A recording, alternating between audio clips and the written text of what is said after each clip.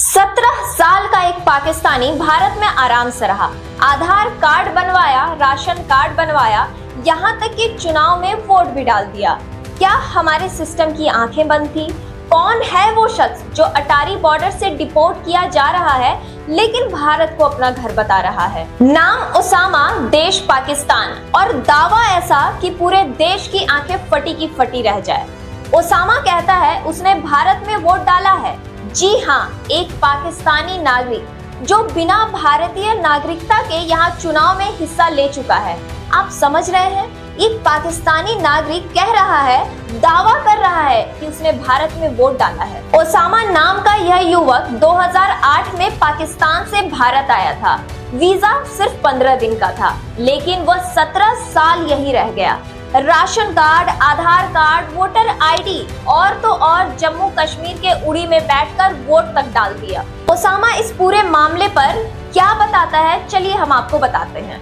उसामा कहता है, मैं 24 नवंबर 2008 को आया था। मैंने वीजा बढ़वाया, उड़ी में रहकर Aadhaar card, ration card, voter card बनवाया।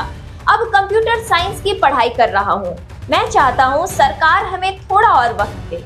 एक पाकिस्तानी इंडिया में रहकर पढ़ाई कर रहा है और सरकार से वक्त भी मांग रहा है। उसामा सिर्फ रह ही नहीं रहा था, वह इस देश का हिस्सा बन चुका था। सरकारी दस्तावेजों में, वोटर लिस्ट में, यहाँ तक कि हमारे लोकतंत्र के सबसे बड़े पर्व चुनाव में भी। सवाल ये है, आखिर कैसे एक विदेशी नागरिक 17 साल तक भारतीय सिस्टम की आंखों में धूल झोंकता रहा? कौन है वो लोग जिन्होंने उसे दस्तावेज बनाने में मदद की? क्या ये महज एक लापरवाही है या किसी बड़ी साजिश की बूंद? झारखंड के रांची और हजारीबाग जिले में पाकिस्तानी नागरिक के रहने का भी खुलासा हुआ था, जो बिना वैध दस्तावेज के वर्षों से रह रहे थे। किसी का वीजा 3 साल पहले खत्म हो चुका था तो किसी का लगभग 10 साल पहले।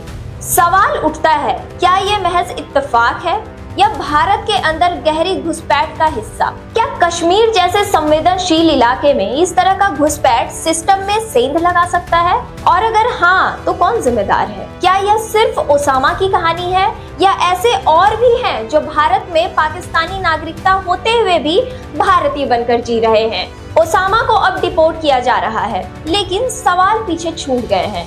क्या सुरक्षा एजेंसियां और प्रशासन अब जागेगी या फिर अगला उसामा कब वोट डालेगा इसका इंतजार करता रहेगा ये सिस्टम? ये सिर्फ उसामा की नहीं, भारत की असलियत की कहानी है, जहां कोई भी सिस्टम को चकमा देकर घुस सकता है, आधार बनवा सकता है, वोट डाल सकता है। ये देश की सुरक्षा, लोकतंत्र और आत्मा तीनों पर हमला है।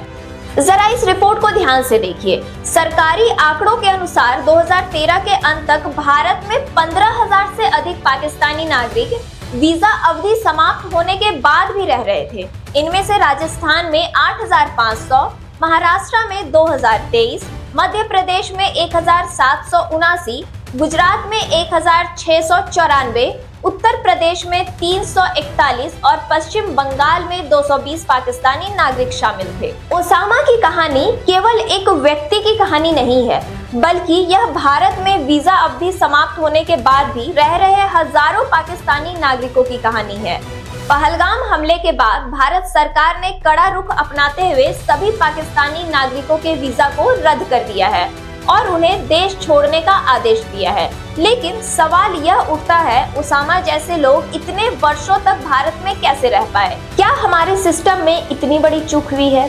आप हमें बताइए, इस पूरे मामले पर आपका क्या कहना है? और साथ ही साथ अगर ये रिपोर्ट अच्छी लगी हो तो हमारे वीडियो को ज्यादा से ज्यादा लोगों के साथ शेयर करें, चैनल को सब्सक्राइब करें।